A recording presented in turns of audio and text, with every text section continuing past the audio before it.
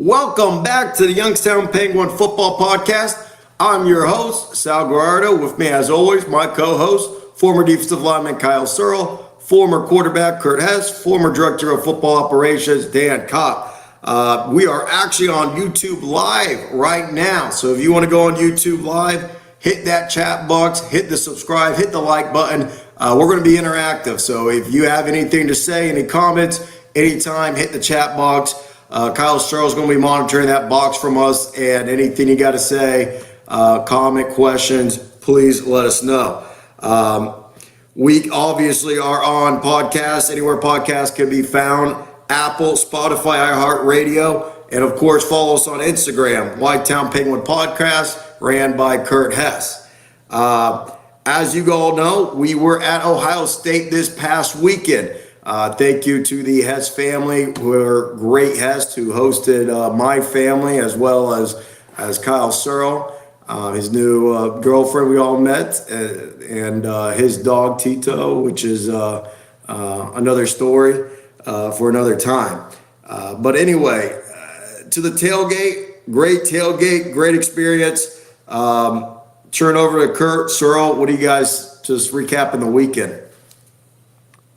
Yeah, really just want to say thanks to everybody for coming out and everybody who chipped in and brought their own stuff. My parents were gracious hosts, but they loved seeing everybody. So great way to share some memories and see some old faces. So, shout out my boy Jeff Rotheram. Got to meet Rotheram face to face, an absolute dog. He claims he's the next guest here on Whitetown Penguin Podcast, and I am not against that whatsoever. So great to see everybody. Great memories, great stories, and I don't know. What do you think, Searle?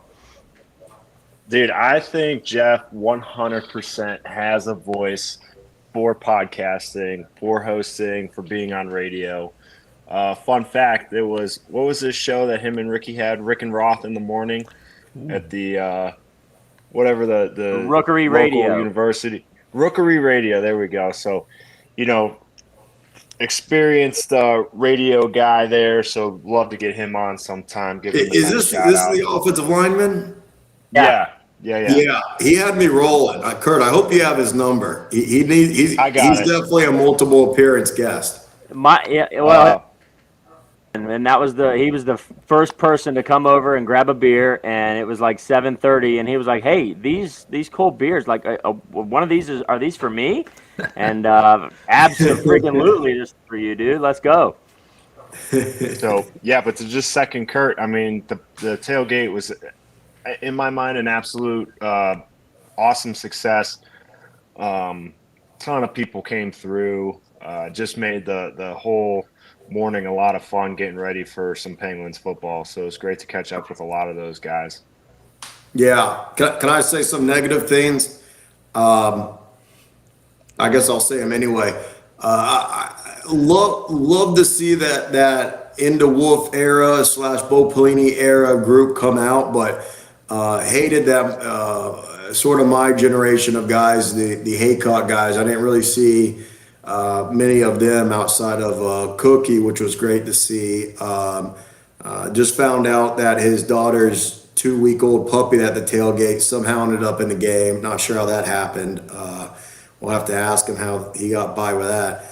But that I was a little negative that I didn't get to see my generation guys. But the other thing negative, and I think I knew this because I've been in the Horseshoe before, the atmosphere that Ohio State has for the amount of people at the game is very lacking. I hate to say it. It's not very good atmosphere of college football for being the brand that Ohio State is. However, I will say that they were great hosts. As you all know, my 5-month-old son came to the game, and they were very accommodating to him. They had like a nursery that my wife was able to go feed him and change him. It was like an indoor office area. So hats off. It was very great people, but the fans, not so rowdy, but they also weren't very mean. I don't think I was trolled or given a hard time at all as the visiting team. I don't know if y'all experienced any of that. Yeah, with all due respect, Dude, we're Youngstown State. We're not Michigan. All right, go to a Michigan game before you judge. So one game a year, every other year they get excited. All Yeah, right. right. Hey, it's not Blacksburg. Blacksburg's elite, right? Hey, I will let me defend Sal. That's fine. I'm with them. Blacksburg's game experiences was way more intense than the shoe. Thank I you. I would go to a Blacksburg game 9 times out of 10 before I go back to another horseshoe game. I've been to Florida State, I've been to Clemson, I've been to Virginia Tech, and I know y'all think I'm biased, but those three, and there might be ACC's only three good atmospheres, but they were, and I've been to the shoe with Virginia Tech at the shoe, 8 p.m. prime time when was that 2014 game, and even that was kind of like, come on, dude, I'm falling asleep here. But either way, I don't want to talk smack on Ohio State. They did beat us. Gracious host. The weather was very Ohio weather. It was freezing. Thank you to Mr. Hess. He was able to give my wife his hoodie. And then come second quarter, I think my face was getting burnt. I had no idea I could get a sunburn in Ohio, or I forgot you could. But it became extremely hot and then cooled off in the second half. Basically, did you guys get those vibes?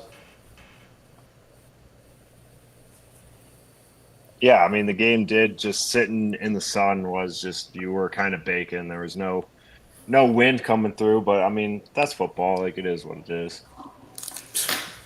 I guess. I brought my jacket in the game. I thought I was going to be wearing my jacket the whole game. But anyway, let's recap the game real quick for those of us, I'm sure, who saw, but it is Tuesday and you may have forgot. Real quick, it started off pretty quickly. Marvin Harrison Jr., probably the number one wide receiver in the country, definitely a first-round NFL pick. He gets a 71-yard pass. Very quickly, Ohio State's up 7-0, but love the response. Youngstown State puts together a perfect drive that ends with a Mitch Davidson beautiful. I don't know if it was a read option or a design, but it was definitely a fake, and he took it, and no one, even the camera guy, did not know he had the football as he ran in to make it 7-7. Later on, Marvin Harrison Jr. again with a 39-yard pass, making it 14-7. Second quarter, Ohio State goes down and does another touchdown, making it 21-7. Before halftime, they do a 28-yard pass, making it 28-7. And then finally, the last score of the game would come at the third quarter, which would be a 30-yard run by Ohio State, making it 35-7. And please keep in mind the spread, I believe it changed from -41 to -44. In Vegas's eyes, not in Sal's casino, Youngstown State did win when it comes to the spread. However, the final score of this one was 35-7. A lot we could talk on this game, even though the score looked like it was a blowout. Penguin fans definitely do not feel disappointed by this game. I'll flip it over to Dan. Thoughts? Yeah, thanks, Sal. I guess my negative was I wasn't down there. Couldn't get down to be part of the tailgate and see all you guys. Had some family things here to take care of, and but you guys sent me those pictures, so it looked cool, and seeing all those guys that I remember and would have loved to have been there. It looked like a great atmosphere, and I know you got sunburned, Sal, so we apologize. We'll send some of that cold weather down to Tampa for you for you guys. But I'll tell you what, the Big Ten broadcast was cool because they give a lot of hype to YSU.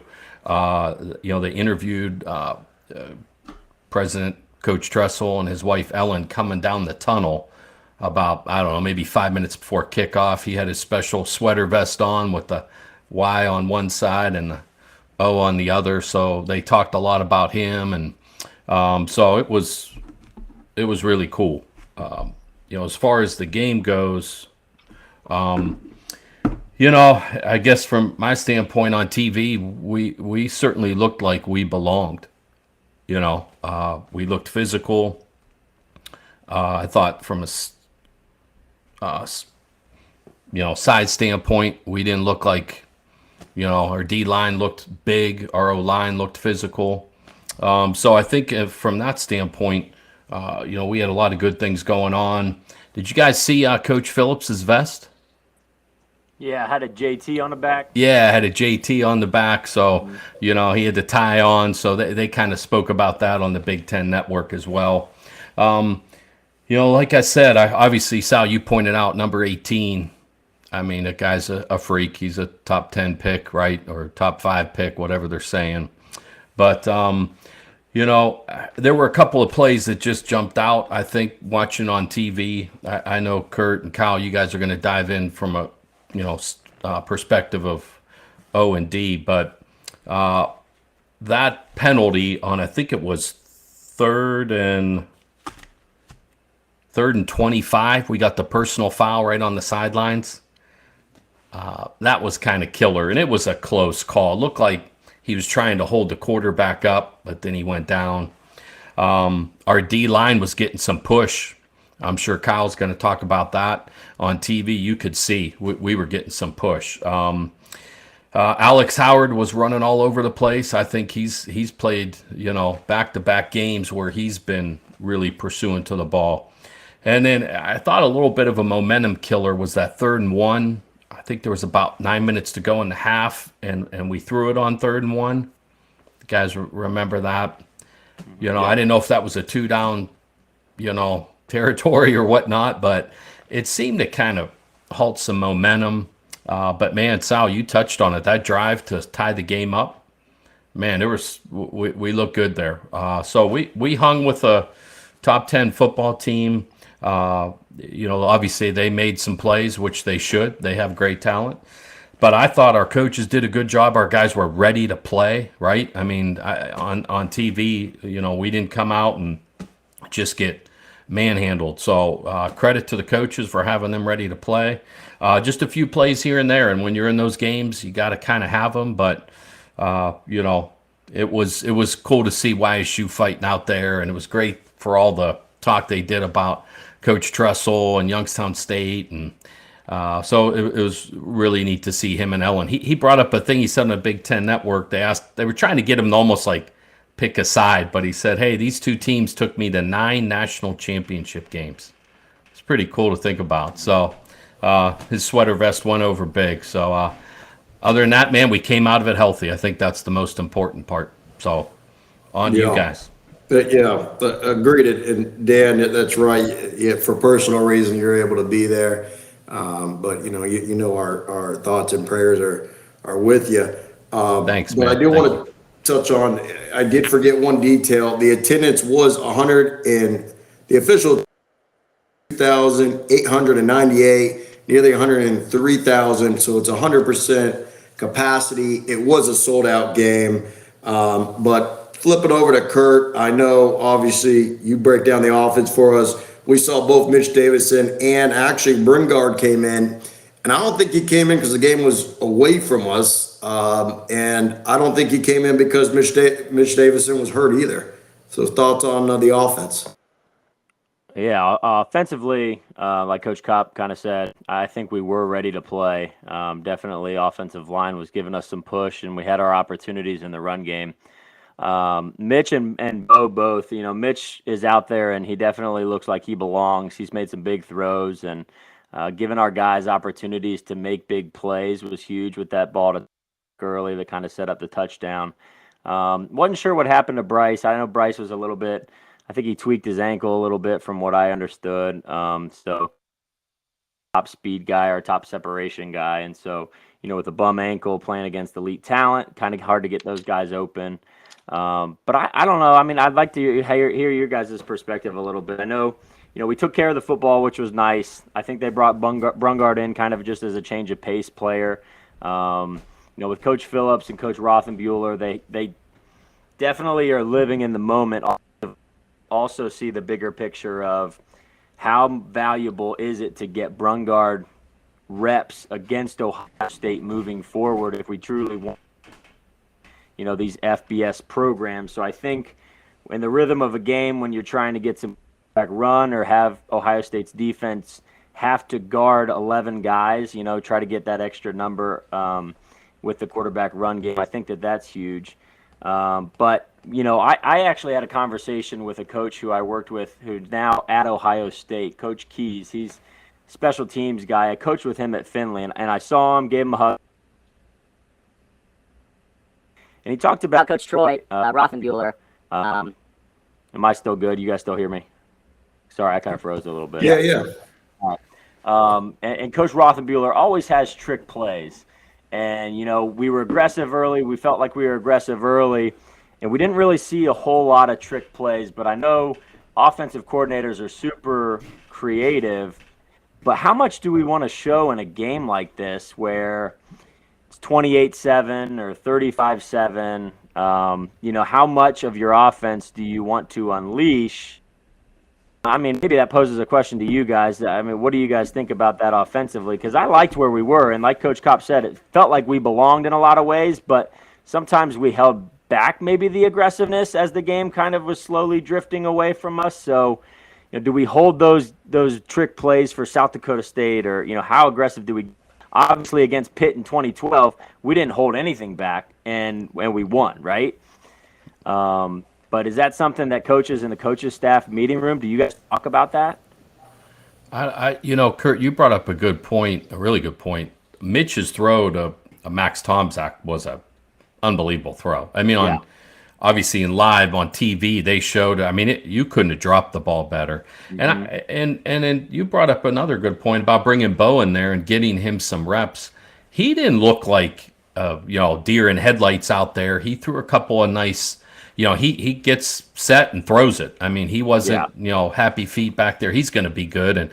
But back to Bryce, on TV, it looked a lot worse, man. It rolled up, and even the commentators said, he went down, and, it looked bad on TV. So hopefully he's okay. But, go ahead, Sal. I know you have some. Let me comment on Brungard real quick, and y'all can tell me if I'm wrong, Kurt. I feel like with Brungard, offensively, Coach Troy, if you will, I think there's a whole set of offensive plays, just because he's a little bit mobile than Mitch, that I think, like you said, it just changes the pace of the game for the offense. I mean, Mitch Davis is definitely the better quarterback. He's our guy. But I think going forward in the season, this is going to be a thing that we do, that in the second quarter, just to switch things up. I think Brungard's going to come in for a drive and just change the offensive plays, keep the defense on the heels. He looked pretty darn good. I'm excited about him not just hopefully being able to get in on some reps to help us, but being a backup and being a future guy. That guy Crenshaw, I hope I said his name right. Yeah, you did this time. Yeah, I don't miss him at all now that I know that we got two dudes like ready to go at the quarterback position. I was nervous for a little bit, if something happens to Mitch, but I don't miss him at all now. And one more thought on the offense from my point of view. I love, and I know my key to the game last week, I said that we need to run the clock, and Troy did that to the extreme. I love it. However, my one knock on him is when it was 38, 39, we'll have you. I wish he would have given these guys, our boys, a little bit of a chance rather than running 30 seconds off the clock or 35 seconds off the clock. I wish he would have thrown the ball down the field more. Love when Brungard threw it to the corner of the end zone right at our best receiver, even though it was picked. I love that he took a chance. It gave us a chance to win the game. We all show up to win the game. I don't care if it's Ohio State or the Dallas Cowboys, right? We show up to win the game, and that was my own one knock is on third down. I wish we'd have done more than just run the football to obviously kill the clock.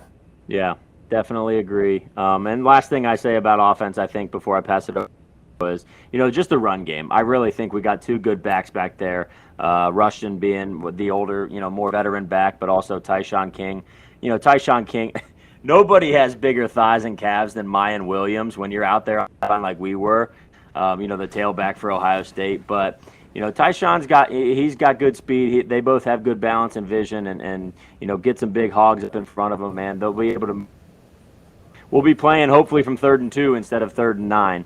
So I'm really excited to see what that run game does. I know that offensive line is going to be huge for both Mitch and Bo. Shout out to Mitch's family, man. We sat right in front of Mitch's family, and dude, it was amazing. And all Sarah and my wife and I could think of was like, this is probably what your family was saying every time you were playing. Get rid of the damn ball, or make sure you block that guy, or it's just 100% support from Salem people right behind me, and I was like, "You guys, this is amazing! I love it." They were all Yeah. wearing Mitch's shirts, so Yeah, Mitch Well, had like 3 commercials during the game, man. He's an did it? NIL machine. yeah, Love that. Well, let me say one more thing about the offense. Talking about people around us, and I'm not talking about Mitch's family at all.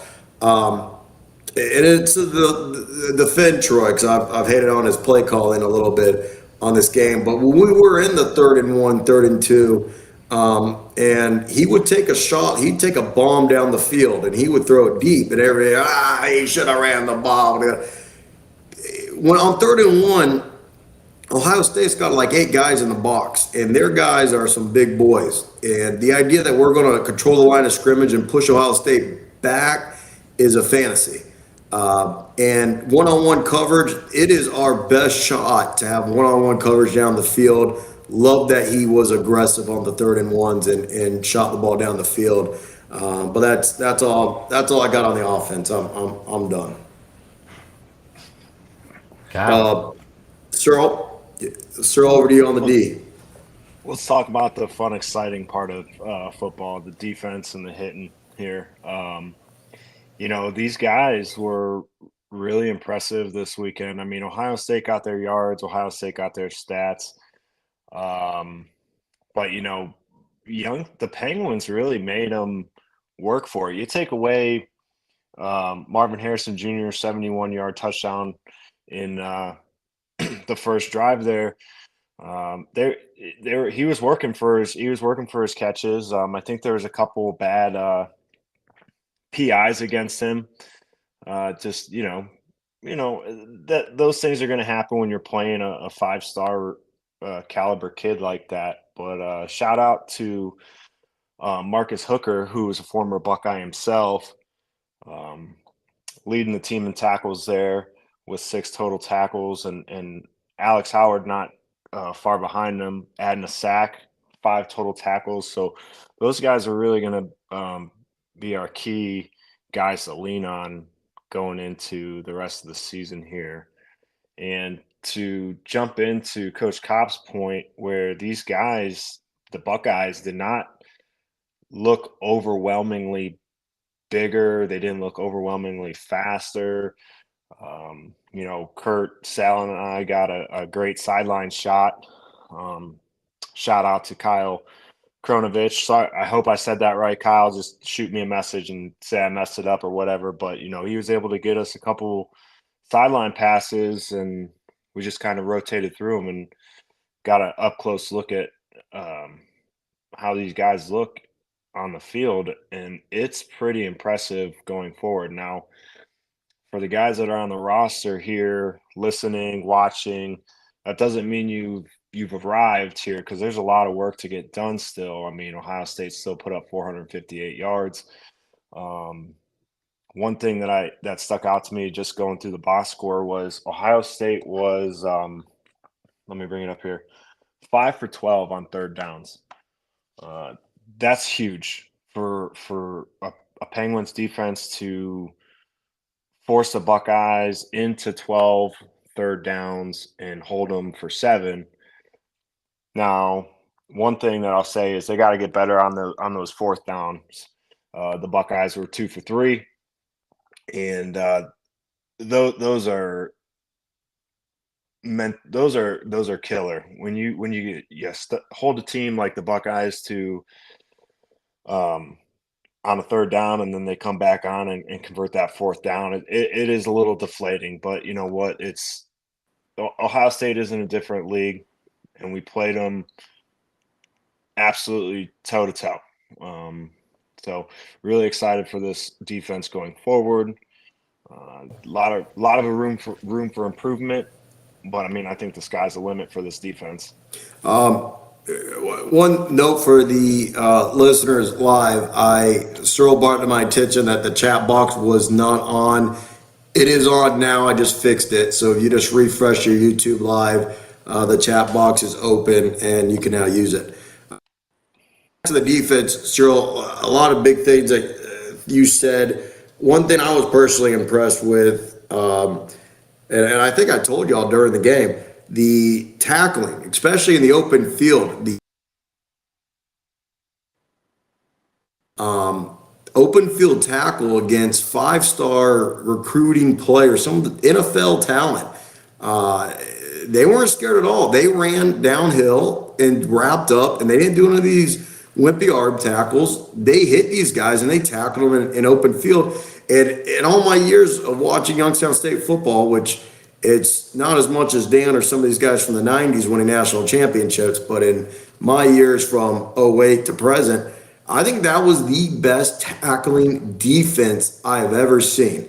They swarmed, they tackled, and yeah, we went. I think it was like maybe the third quarter I went on the field, and I'll be honest, and it could be just me. I don't know what it looked like on TV, but they did not look that much bigger than us. I thought size-wise, yeah, they were bigger, but it wasn't like, whoa, it's high school versus pro.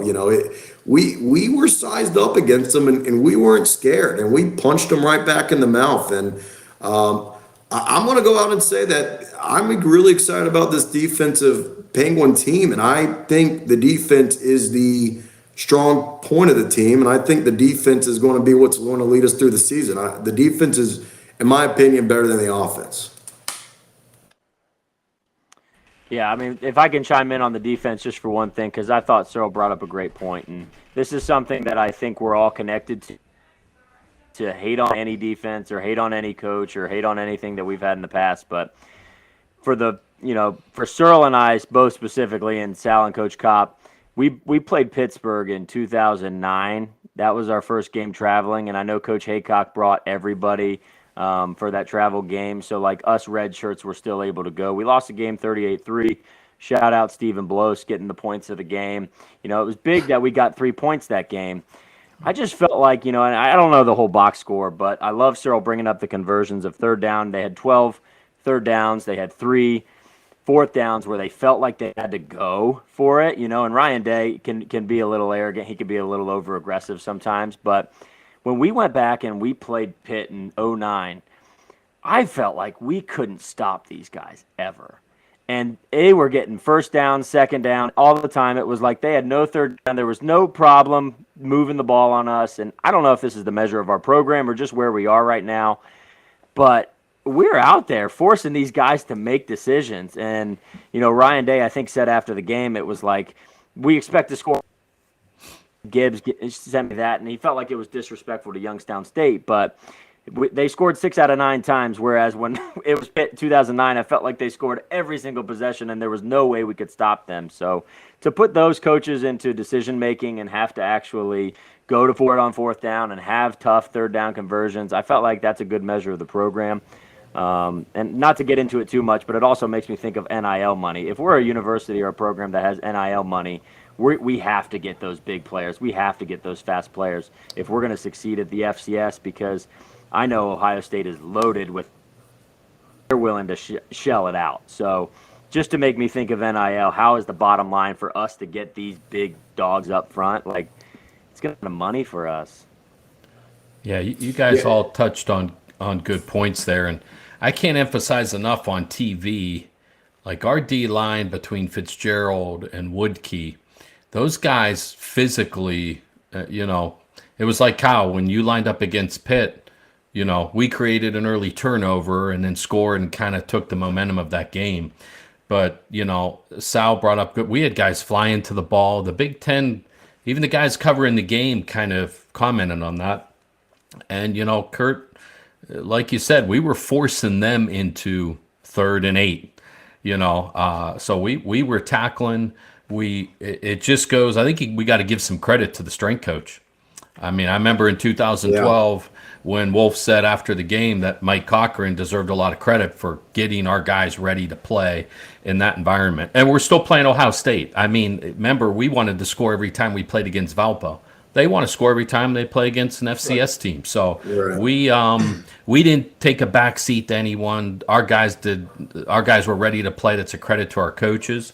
But like you said, Kyle, that's over with now. We got a long way to go. But Sal, you brought up a good point last show about special teams. Our punter hit a 58-yard punt on that one that then there was a personal foul, which they never showed it on TV as to what happened. I don't know if you guys saw it at the game, but there's another thing. Our special teams were good. We weren't giving up punt returns, kick returns. I mean, we all around, we looked like we were prepared to play. It was 7-7 at one point, 14-7. We could have maybe flipped some things a little bit, but man, all I cared about was we were healthy and we were physical in the game, that we had some push. So Yeah, and I want to just go ahead, sir. I want to comment on like the team as a whole. I feel like there's a different mentality that maybe goes in waves. There, and this is offense specifically is I think it was in the third quarter because I was on the sideline. They were putting together a nice drive, and then Ohio State got a big sack, almost disastrous with the fumble. We got it back, and then there was a penalty. And next thing you know, we're in 2nd and 22, and I'm sitting there thinking like, this is where the game's going to get out of hand.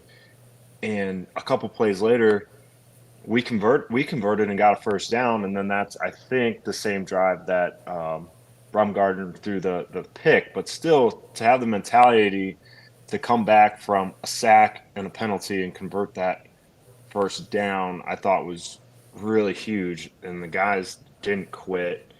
And, just the mentality of this game, whatever it was throughout the practice week and however they handle their business, needs to be how you handle your business every single week.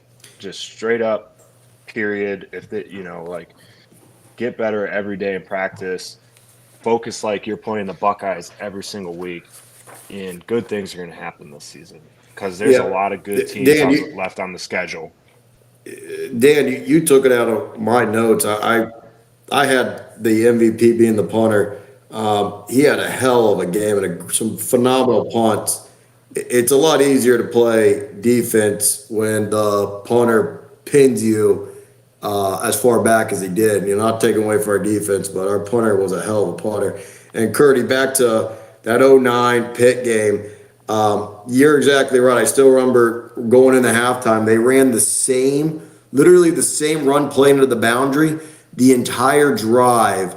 They just went on the ball and ran. I think Lewis was their running back, an NFL guy. Ran it over and over, and we had the best defensive coordinator in Youngstown State history, and John Haycock was calling the defense at that time, and he could not stop them. Not that he didn't know how, but it just, at the end of the day, to your point, it just shows you like a coach can only do so much. At the end of the day, you need some dudes to step up and tackle these guys. And we had them against Ohio State, and we did not have them at Pittsburgh that 09 game.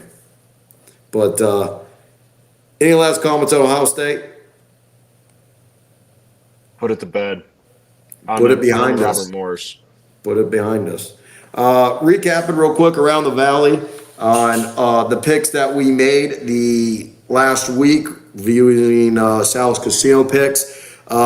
Dan Kopp, you won last week. This week, the only winning record was Kurt Hess at 9-8. Congrats to him. Dan and Shirley all tied at 7-10. And thank God I was not in Las Vegas last weekend as I went 4-13. I have a lot of making up to do this week. But just recapping, Murray State was at Louisville last week. Louisville 56-0, won and covered. Indiana State at Indiana. Indiana won 41-7, which was not enough to cover, but they won the game. Youngstown State at Ohio State, 35-7 Ohio State. Ohio State did not cover, and that's a real odds, not Sal's odds. South Dakota hosted St. Thomas, Minnesota. South Dakota won 24-0. How about Southern Illinois Salukis at Northern Illinois from the MAC? The Salukis not only covered, but they won the money line as they won the game 14-11. Probably talk a little bit more on that a little later. Maine visiting the Bison. North Dakota State wins 44-7. Illinois State at Western Illinois, which would be our first conference matchup of the season. Illinois State wins 34-18. Northern Arizona is at North Dakota. North Dakota wins 37-22. Weber State at Northern Iowa, huge conference game as we go up against the Big Sky and need to win for bragging rights and playoff spots. Unfortunately, Weber State wins 34-17 in a phenomenal game. Number 3 in FCS, Montana State visits South Dakota State, the defending number 1 champs, in a thriller, which we'll talk about more later. South Dakota State wins 20-16. Lastly, in the Valley, Missouri State is at UT Martin. Another out-of-conference game that we needed and we did not get, as UT Martin beats Missouri State 38-31. Recapping again, as I said, I wanted to just so the listeners knew how crazy the Montana State game was at South Dakota State. The final score again was 20-16. However, as really it was 10-0 at halftime, the Jackrabbits were trailing Montana State as they seemed to be dominating. Then the Jackrabbits come out the second half, try to come back, and they actually do. They take the lead at 13-10. Next thing you know, Montana State scores a touchdown, 16-10, misses the extra point. The Jackrabbits continue to chip away, and the way the game ends is after Montana State takes the lead with 2 minutes left, the Jackrabbits respond in 30 seconds, scoring a touchdown with 1:30 left. However, the game is not over. Montana State drives all the way down the field into the 15-yard line, 15 yards away from scoring, with enough time to run a play, and then an unsportsmanlike contact sets them all the way back inside the 30-yard line, which is nothing more but a Hail Mary that falls incomplete.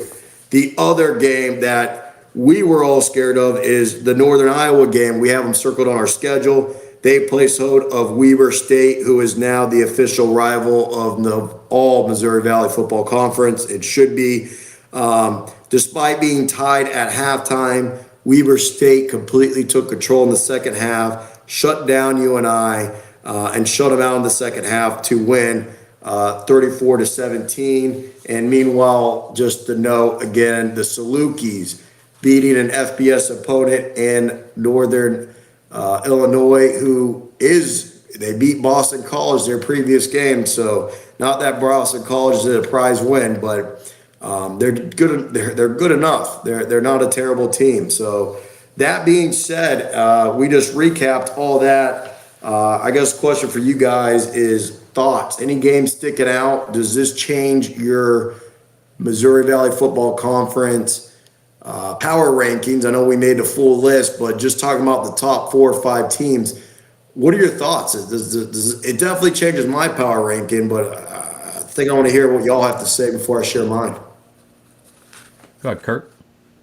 Yeah, I'll go. I think what we kind of talked about at the beginning of the year, one of the first episodes, how, the Missouri Valley it was tiered, and we had kind of that top tier with South Dakota State and North Dakota State, and then we had about 5 teams who were right behind them. Northern Iowa, when they lose, it will never faze me because it's tough no matter what. I know our senior year when we lost to them, I think by a point. They might have been 4-6 at the time, so I'm not going to pay attention to if they lose at all. But Southern Illinois is seemingly jumping up there, and that's a big win for Southern Illinois. And they're going to be a tough out. We always play them pretty tough. I know that they're not historically the top of the conference as of the last 8 to 10 years, but prior to us getting there, they're a great program and they're really well coached, and I think they have a lot of veterans, kind of like us, in the right place. So I think Southern Illinois is going to be another game for us to watch, just like you and I. Yeah, unfortunately, that Northern Iowa team that got us our senior year was 0-5 in the conference when we went to go visit them. So until we can prove that we can beat Northern Iowa, I just got to keep Northern Iowa neck and neck with us, if not ahead of us. Unfortunately, just because we beat them one time in the last, 20-some years. Like it's a little ridiculous. That team doesn't care what their record is. They hate the Penguins. Southern Ill definitely. I think all of us picked Southern Ill to at least cover, and I think Kurt and I picked them to win that game. Always a tough game, so always a team to watch out for in the Missouri Valley. Yeah, I mean those games, Sal, you recapped I looked into that a little bit, like you told us to, and Northern Iowa threw for 312 yards and only rushed for 46, 1.6 yards per carry. I don't think you're going to beat maybe anybody, let alone a team like Weber State rushing for 46 yards. So credit to Weber State, because I remember watching Northern Iowa against Iowa State. They got a huge running back. He's like 6'3", 220 some pounds or something. And South Dakota State, they're kind of like them in North Dakota State, or we all know about them. They're kind of like what YSU was in the 90s. You want to talk about balance? They threw for 184 and rushed for 157, and they held a team to 16 points. So you're going to win a lot of games doing that. Southern Illinois is good, and Kyle nailed it. Northern Iowa has had our number. I think we beat them 3 times in the last, 20 years. So those games really jumped out, and I still point to Northern Iowa. That's the game of the year in my mind for our team. It's the barometer, and Northern Iowa, they got beat by Iowa State, who's a top 25 team. I mean, they could have beat Iowa last week, and they got beat by Weber State, who was in the playoffs. So they're still good. Maybe throwing the ball a little too much. I hope they continue to do that too. I hope they just decide to chuck it 60 times a game. So in the top 25, just for a recap, that came out, South Dakota State still 1, North Dakota State still 2, Montana State stays at 3, Weber State jumped to 9, North Dakota jumped to 14, and the Southern Illinois Salukis jumped all the way to 15 with that win. And further down, Youngstown State, we still stayed at number 25. Northern Iowa dropping out of the rankings but receiving votes, and Illinois State now receiving votes. Over to the coaches poll, it's very backwards. It's almost disrespectful to the conference, as we only have the 3 Dakota schools ranked. Northern Iowa and Youngstown State are only receiving votes on those. But I'm not downplaying Northern Iowa, nor will I. But the top 25 speaks a lot to me. South Dakota State, North Dakota State, 1 and 2, of course. I think the Salukis have proven they're the number 3 team in the conference. Us being 4, and Northern Iowa being 5. And even though North Dakota's number 14, thank God they're not on our schedule, because I really kind of been disrespecting them. But I don't know why they're 14, and I don't think they're even the top 5 team in our conference, yet they're number 3 according to the polls. Dakota bias.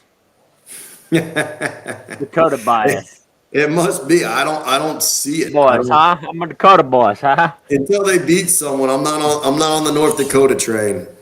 But anyway, I'm sure people say that about us. All right, next topic. Y'all think we got time? You want to cover it or keep moving? You talking about Michigan State? Just Yeah. breeze past it. Just get D'Antoni back. We'll be fine, right? It's ongoing. All right. just hire Mike Trussell. Hire Mike Trussell back. Bring him back to There be you the go. head coach. There you go. Yeah. It's just unfolded. As y'all know, the Michigan State head coach has been put on leave and potentially unlikely to be back. But like Kyle Searle said, we'll probably touch on it in a future episode when we have more information and can talk more facts and speculation. But anyway, I think we're okay to transfer on.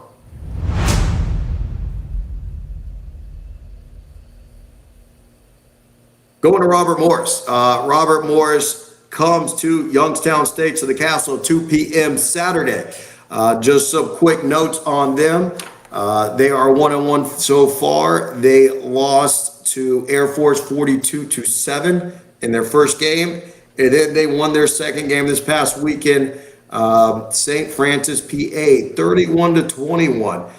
Just some quick fast facts. That win is actually their first win since November 20th of 2021, as they did not win a game at all last year. The Camels was their last win over in 2021. It is a recent program founded in 1994. However, they have a Tampa native who is only their third coach in school history. He's in their sixth season, and Bernard Clark.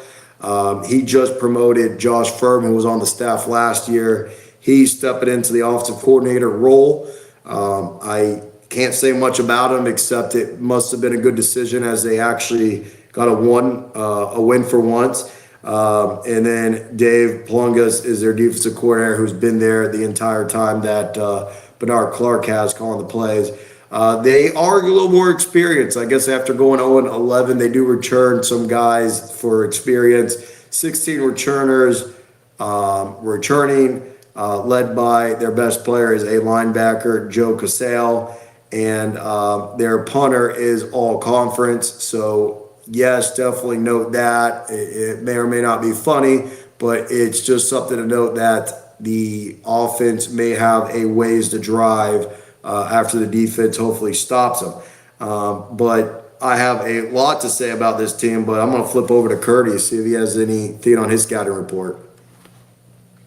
Yeah, I mean, it just seems like they kind of started at the last game against St. Francis. Anthony Chickett, I think, or Chickett, however you want to say it, quarterback's name. Coach thinks he's a tough dude, and the head coach kind of had a quote. It was like, this dude's been through a lot in his life, so I don't know what his backstory is, but he says football games are very minor to him, so he's somebody that has a really good mentality playing the position of quarterback. I think he's got Noah Robinson seems to be his favorite target, and they linked up a couple times. Threw for a great percentage last game, kind of got off to a slow start, but, that's kind of what we did against Valpo, too, is we kind of hit and then got the game running. But, I mean, we'll hit it more with our keys later. This game's all about us for real. Fun fact is Cleveland native, I think, is their safeties coach. Shout out to Bart Tansky, our boy, Searle, over there at Robert Morris, Mr. Ohio in 2007 or 2008. So they're going to be well coached in the secondary. I love Bart. Worked with Bart for a year. He's an Ohio guy. He knows football, and he's definitely going to have his guys ready in the secondary. Just going to, again, come down to us, man. I mean, we got the talent, I think, over them, and just minimize those mistakes. But they seem to capitalize from what I saw in the last game. They capitalized from a couple mistakes, but had their opportunities. So, Earl, Coach Kopp, I don't know what you guys think. Yeah, I'll go real quick, but Kurt brought up a good point. Their quarterback, they talk about him a lot. He's a redshirt junior, Bethel Park kid, so not far from there, Bethel Park, PA. There's Sal, they got a lot of Florida guys on this team, man. There's guys from right by you down there. And so, I think they've had some struggles. Glad you brought that up, Kurt, about Bart Tansky, Mr. Ohio. You're right. He's on the staff. I remember him playing in 07. He's a great dude, man. He's a great dude. Yeah, anybody that's Mr. Ohio in football has got to be a good dude, Yeah, and you know what? And not to get off topic, but I will say this because I talked to somebody about it this week. I forget who it was. He never got a shot to play quarterback at Bowling Green, and I think that is crazy. Honestly, It might have been freaking Rotherham. I think we were talking about Rotherham. It was Roth. It was Rotherham and his boy Jeff, and we were talking because Jeff was from Menor, maybe, or they were up from that way. And I was like, "How you gonna?" I think Jeff was from Menor. Yeah, I remember when we recruited Jeff. An opportunity. Yeah, you don't get an opportunity to play quarterback. They moved him receiver over Yeah, there. when you're Mr. Ohio, I mean, how do you not Yeah. get a Come chance? on. And I mean, it's no Mr. Florida, but geez. yeah, I mean, I don't. They don't even have Mr. Florida down there. So there's too many players down there in Florida. They can't pick them. But I think there's a Youngstown connection. There's a coach on their staff named John French. So he's a Youngstown guy. Coached at Kentucky a little bit. I know the family. I'm not sure who is which. If it's his dad. But so they've got good coaches. Bernard Clark, Tampa native, but he played at the U. Was a legend there at the U. I think they're gonna come out here and much like Valpo give a great shot. But I'll be interested. I love watching quarterbacks, so I'll be interested to see how this kid plays, much like Valpo's quarterback. But a lot of kids from kind of the old state of Youngstown. A lot of guys in that hour and a half range of Youngstown. So they're going to play their best game of the year, I'm sure, against us. So over to you, Kyle. Yeah, just to kind of piggyback off you guys. Anytime you're 0-11, it's really frustrating. But Sal said that they got 16 returning starters. That's 16 kids with a chip on their shoulder that they know how to play football. They're, trying to figure it out. They got kids from football cities in Ohio, PA, Florida. So this is a team that has had some recent success, just as this past weekend against St. Francis. And they want to continue to taste that and get better. But you know what? Like, this does come down to our game and how we play, and we need to be done figuring everything out. That was Valpo. That was seeing how we would stack up against Ohio State. And this is where we get geared up for the conference. And, I think it's going to be a fun game. It's a very simple scouting report. They got a lot of kids coming back with a chip on their shoulder. And we need to handle our business. Yeah, just to recap that St. Francis PA game from last week, even though it was 17-14 at halftime, pretty close game, Robert Morris did come out the second half and scored to sort of peel away 31-14, and then St. Francis scored at the end to make the score look a little closer than it did. So some halftime adjustments made the difference. Looks like all their touchdowns were throws, and it looks like big throws. So definitely avoid the big play. One that I actually wrote this in the notes. I don't know if you guys saw this. I don't know if did y'all stumble upon that article. I don't know how deep y'all did in Robert Morris scouting report research, but did y'all see that article with their uniform situation at Air Force Week 1? No, I just saw that right now. It's at the back end of your notes. So, story in a nutshell, and talking about a horror story. It sounded like they don't fly charter; they fly commercial. And when they flew to Air Force, their uniforms were packed in such a way that they connected in Denver, but they didn't get in the connecting flight with the team. So their game day uniforms were left in Denver. So on game day on Saturday morning, they literally had no shirts. So the team warmed up in t-shirts with no shoulder pads or no shirt. And some of them borrowed the Air Force practice jerseys. And right before game time, they actually were all wearing Air Force practice jerseys, like suit up, ready to go up against Air Force. And then I guess right in the last second, they delayed the game a little bit because their actual Robert Morris jerseys did show up at Air Force Stadium literally like 10 minutes before kickoff. They held the team back in the locker room, passed out the jerseys, flipped them over. So they definitely saved what could have been a very embarrassing moment for that program when it was really, I don't know what airline they fly, but it was really the airline's fault. But it Probably Spirit. Try telling the head coach it's the airline's fault. Yeah, carry on charter flights. Man.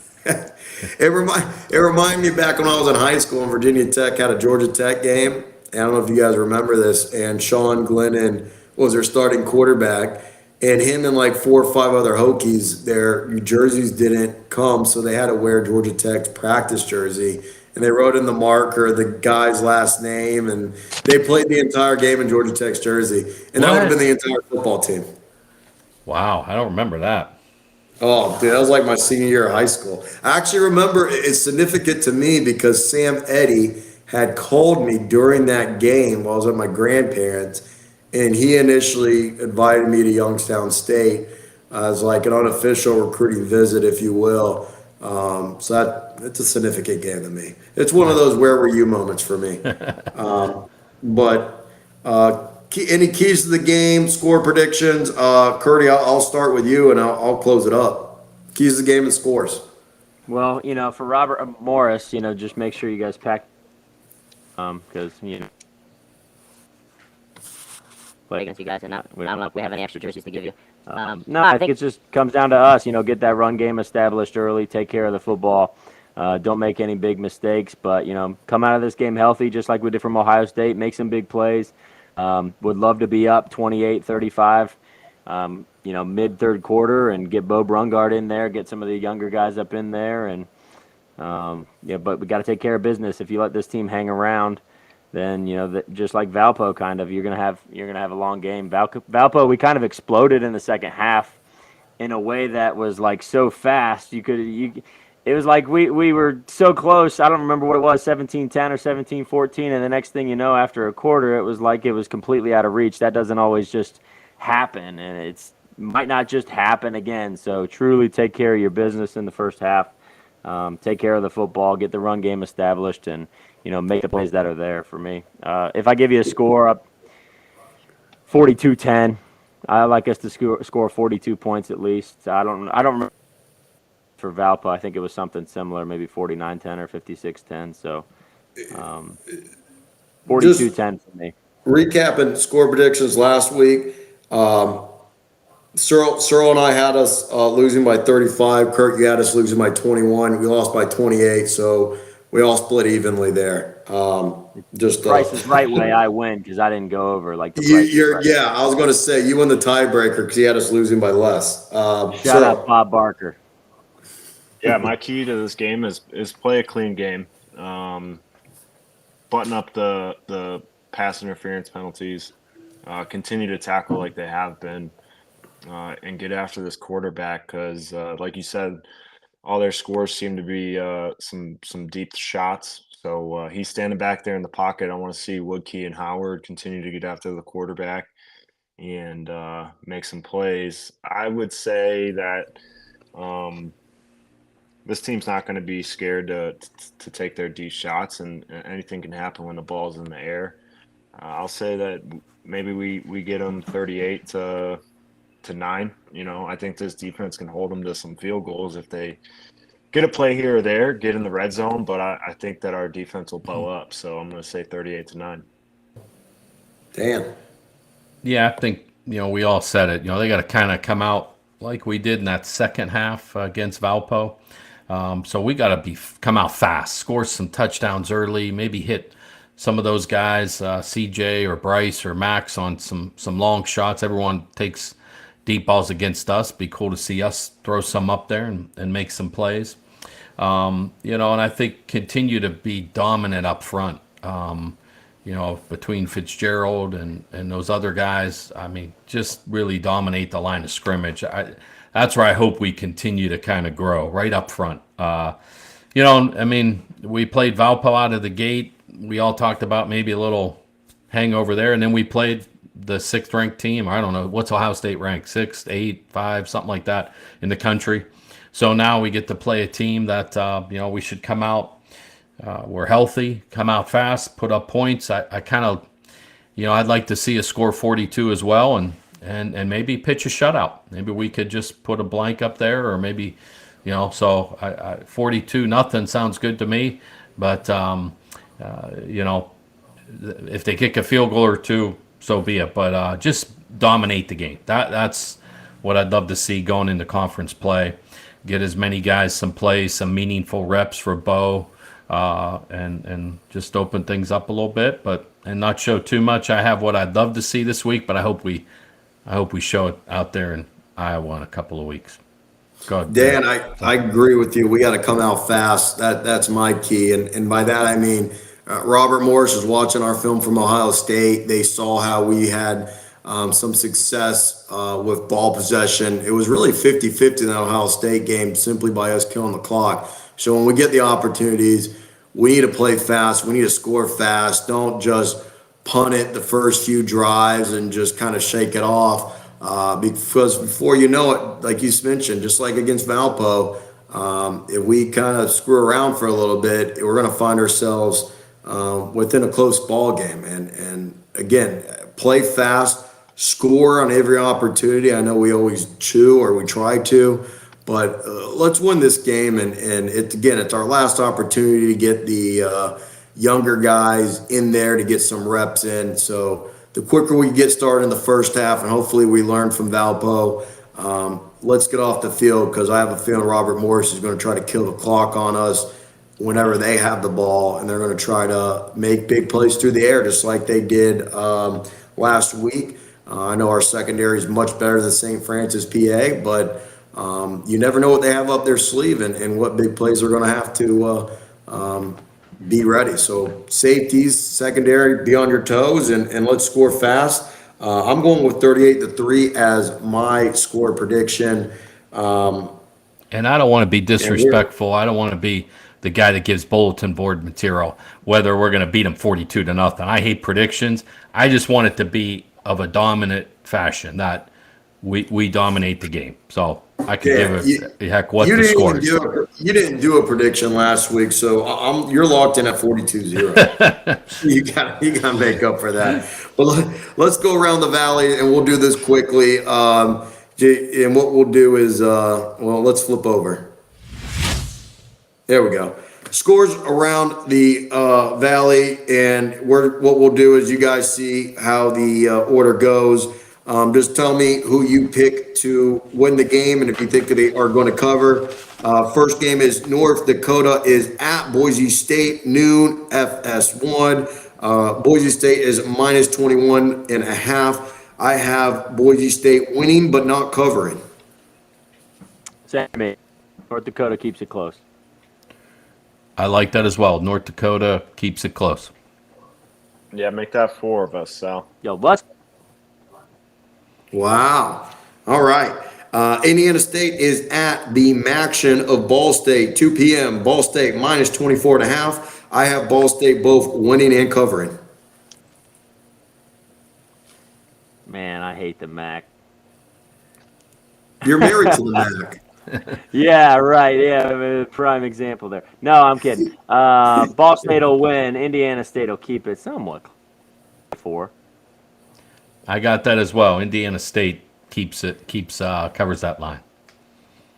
They don't win, but cover. Is this a second money game for Indiana State? Yeah, I don't know. They could use it. Ball State ain't paying them nothing.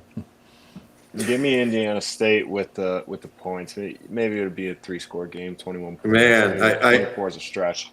I hate that I'm sticking out in that game because I'm the one that went 0-13 last week. But moving on, Lamar's at South Dakota, 2 p.m. South Dakota is a minus 28.5 favorite. They will win the game, but I have Lamar making sure they do not cover. I'll do the same there. I've got South Dakota covering. I'll take South Dakota covering as well. I'm taking Cop to Vegas. Yeah, baby. I'm on the south side here. Dude, I got to rethink this. Robert Morris at Youngstown State, 2 p.m. I have Youngstown as a minus 31.5 favorite. We gave our score predictions, but so I don't have to do math. Let's just say it real quick. I have us winning and covering. Win and cover. Win and cover. I got Robert Morris covering. Wow, dude. Whatever. That was just based off of my score. I mean, I want to say that they're going to cover, but based off of my prediction, it's like Sal's got these absurd spreads. Yeah. Because of that's why Kurt did what he did to Tito the other night, by the way. I was going to ask how Tito's doing. How's he doing? Dude, his face still stinks, but his body's fine.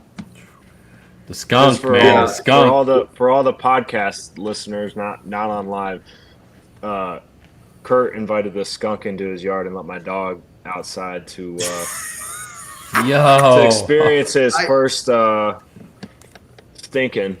Oh my god! Let's he not sucks. ignore the never- real story here. Sal didn't even know that skunks could do that. They didn't even know I dogs or didn't. We people don't have got that What? problem in He's Florida. like, what?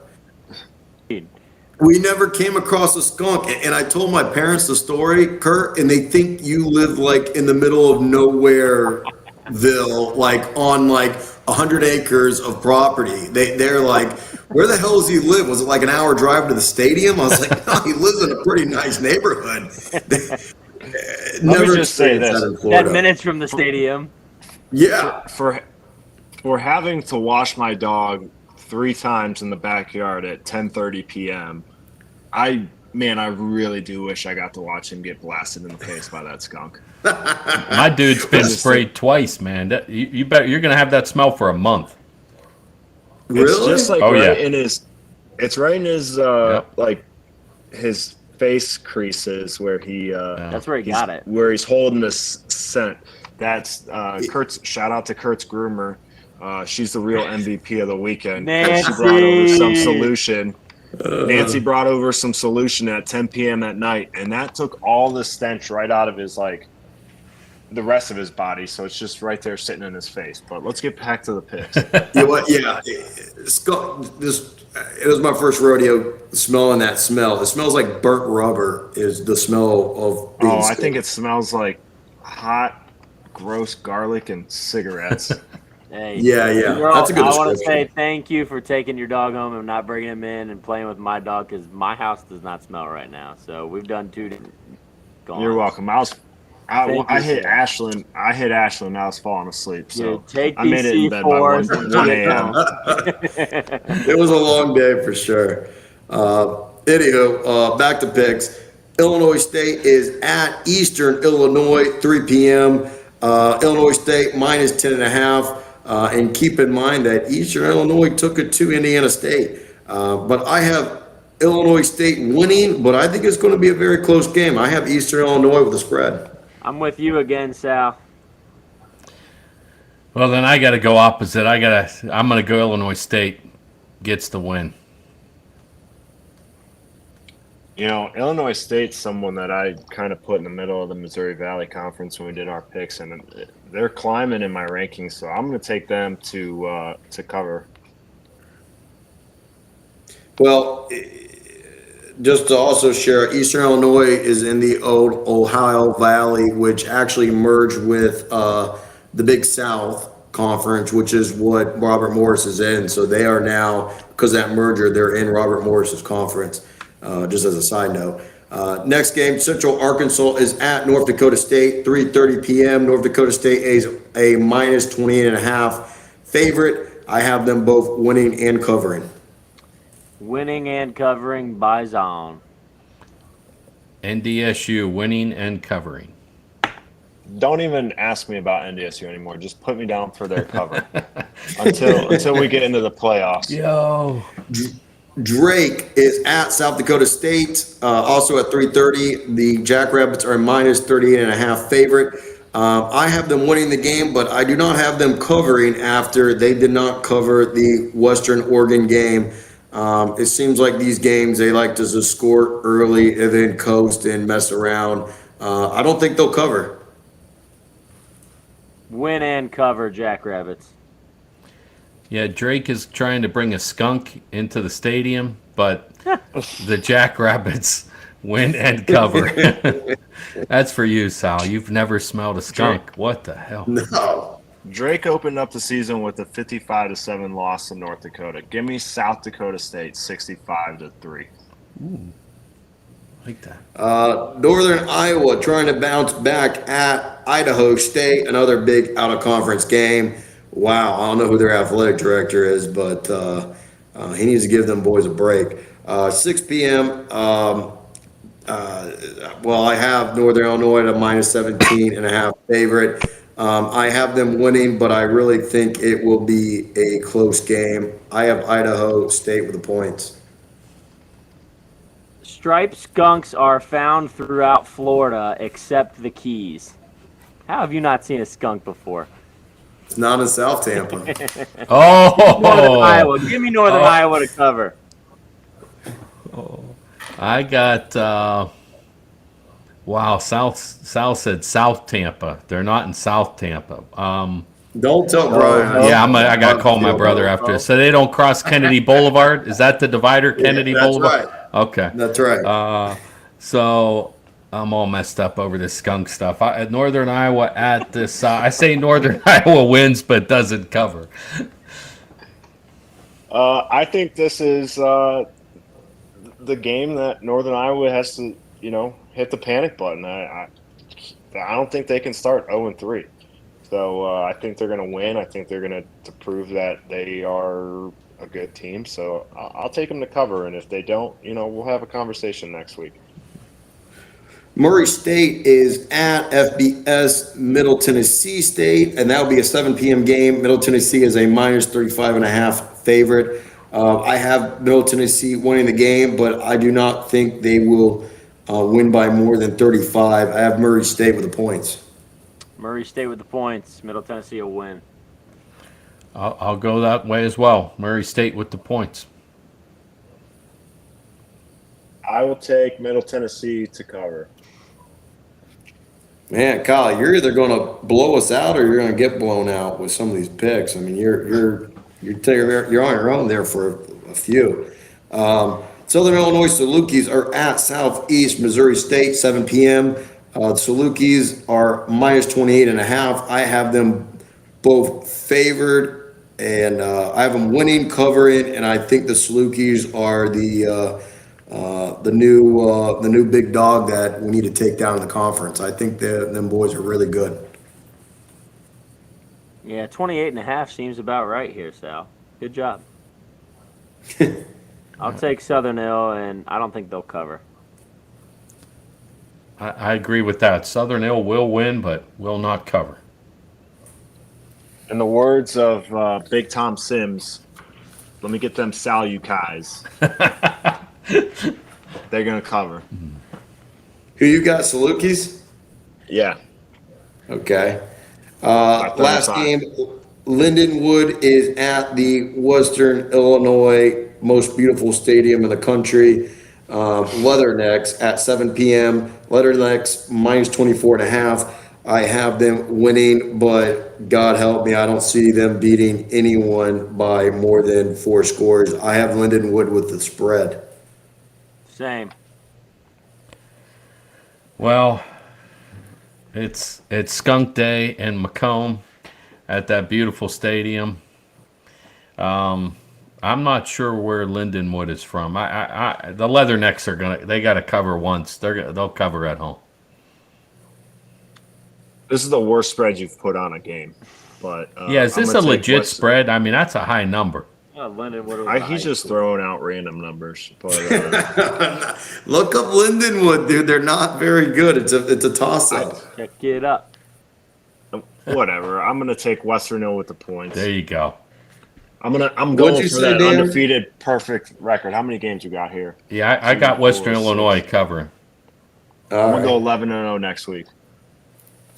Well, that wraps up the picks. Real quick before we wrap it up, Searle, with the interaction on YouTube Live, any questions or shout outs from anything in that chat group? I don't know who the boys is. Probably Dan or Dave. Not who the hell's Dan? Dave out in California with his special teams. Is that who the boy is? Is Dave? I have no idea. Well, definitely shout out to the boys. Definitely interactive, and I do love their question. Why do you not have a non-conference rival?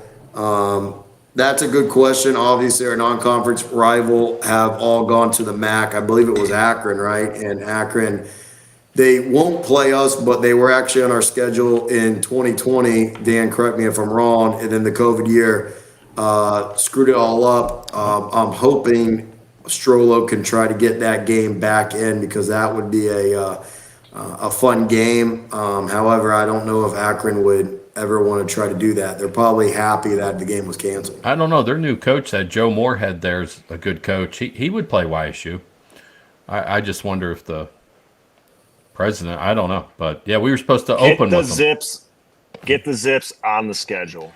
I would Get 'em on. Would be a heck of a one. They broke out the turnover tire. Did you guys see that? On Oh, is that who that was? Yeah, it was Akron. They had a turnover and they brought a tire because Rubber Bowl, Akron, Firestone, all that, and they threw a Yeah. tire over the dude's head instead of the turnover chain. They had the turnover tire. So hey, Searle's When a we big gonna get Akron guy. He pays taxes there, loves them, follows them. He knows what you're talking about. the Zips, baby. Dude, not true. I wear my Penguins shirt around town all the time. Dude, Joe Moorhead is a good coach. Their coach. He was the coordinator at Penn State when they went I'll to say the that- Rose Bowl. He's a good coach. They built that huge stadium, and the best crowd they had was when I think it was Johnny Manziel and Brandon Whedon came to town for summer practice. I mean, they need to do something with that program to get that ROI on that stadium. Yeah, and losing to us probably is not going to help. To the question, rivalries are only really the best part about them is for recruiting, and therefore to help us by beating our rival and helping recruiting, we would need someone either in Pennsylvania, Ohio, or Michigan really to kind of help on recruiting. There's the only person I can really think of and it's all the way on the other side of PA that's, an FCS team that would be a fun rivalry is Villanova. And I know we play them back to back. We're going there next year and the following year. And they're kind of a blue blood per se. They won a national championship somewhat recently. When I was in college, they won. I would love to kind of see that as a rivalry, and that's someone that maybe that's our last game of this regular season, like a Florida State, Ohio State, Michigan. Maybe that's something we look forward to, whether we're 1-10 or 10-0, that's just something we circle on the schedule, and we go out to Philadelphia and they come over to this side and visit us, and that's my vote. I think that'd be a fun rivalry game to kick off, and maybe that's what Stroller's trying to do. I think that's a sweet idea. Yeah, that's a great quote. Yeah. There's been two of our biggest playoff wins Kurt posted something about Herb Williams' catch in the 91 playoffs against Villanova at home. And then in 97, I think they were number one in the country. We went out there. We were down like 21-0 and came back and beat them. And they had like the Finneran dude. He played in the NFL. That's been a big rivalry. Villanova's good, man. They're legit. Yeah. Villanova's been good for a long time. And that's a game you can neutral site, and maybe in Pittsburgh down the road. Not that neutral sites are encouraged, but it'd be a cool thing if we could get there. Yeah. I agree with you, Sal. That's a good call.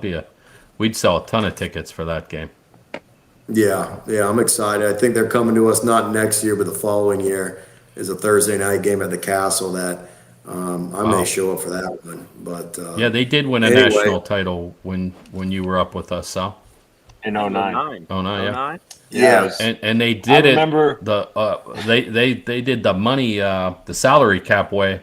They only scholarshiped 63 kids. The rest of their roster was all walk-ons, and they won a national title that way.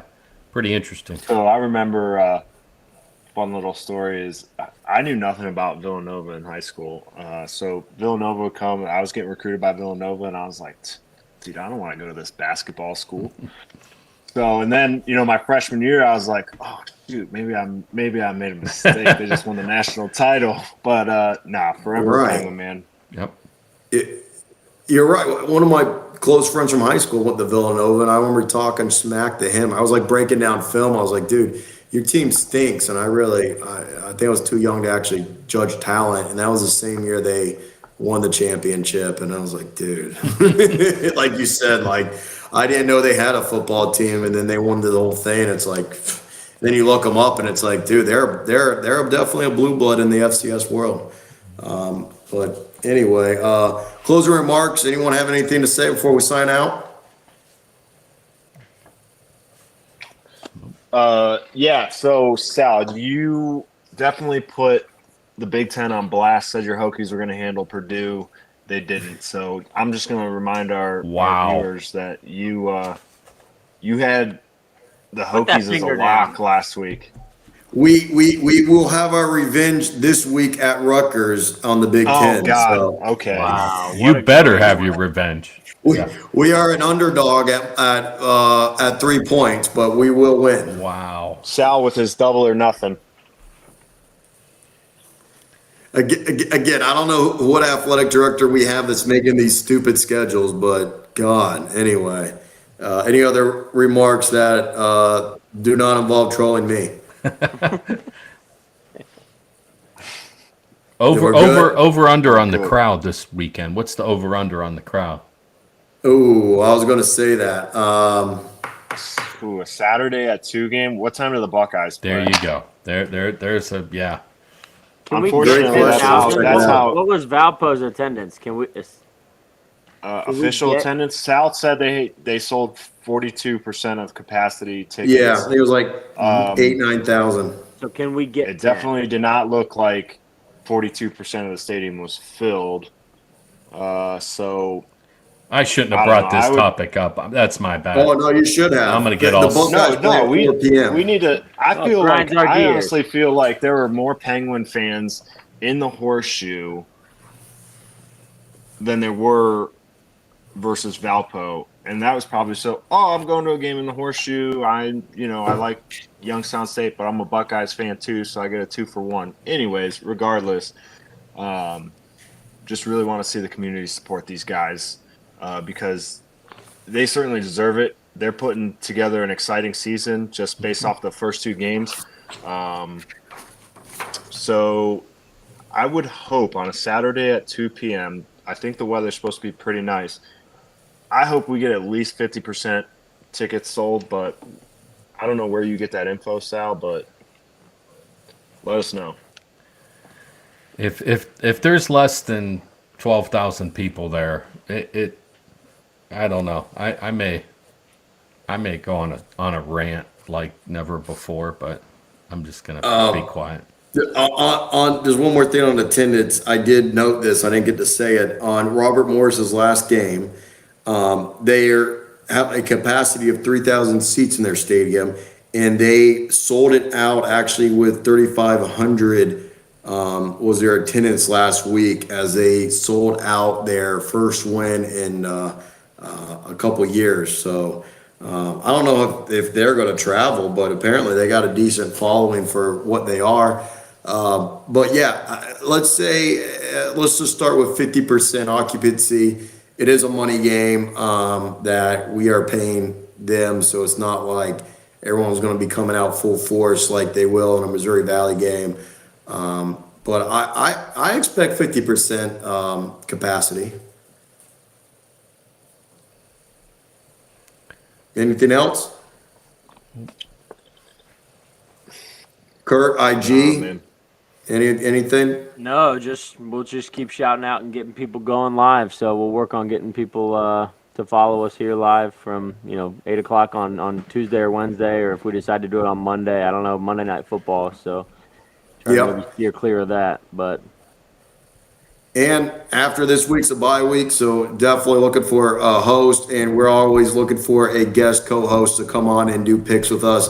So any interest in that, just message Kurt on Instagram. Definitely love to get as many people on the show this season as we can. That'd be great. But just wrapping up. Again, Robert Morris is at Youngstown State this Saturday. Please come out and attend. But again, we are starting to do YouTube live streaming. So this is the first recording you'll probably hear that we are doing that. So please follow us, and on the YouTube link, Kurt has that link and he'll send it out on Instagram as well. But again, we are on Instagram, Whitetown Penguin Podcast. You can listen to us anywhere podcasts are found: Apple, Spotify, iHeartRadio. Please follow us, give us a like. It definitely helps promote, gets the podcast out there. Share it with a friend, tell a neighbor, get any Penguin you can on the cast with us. And of course, we would love to get you on the podcast as well. Just let us know. But again, I am Sal Guardo. That's Kyle Searle. That's Dan Kopp. That's Kurt Hess. And as always, go Penguins.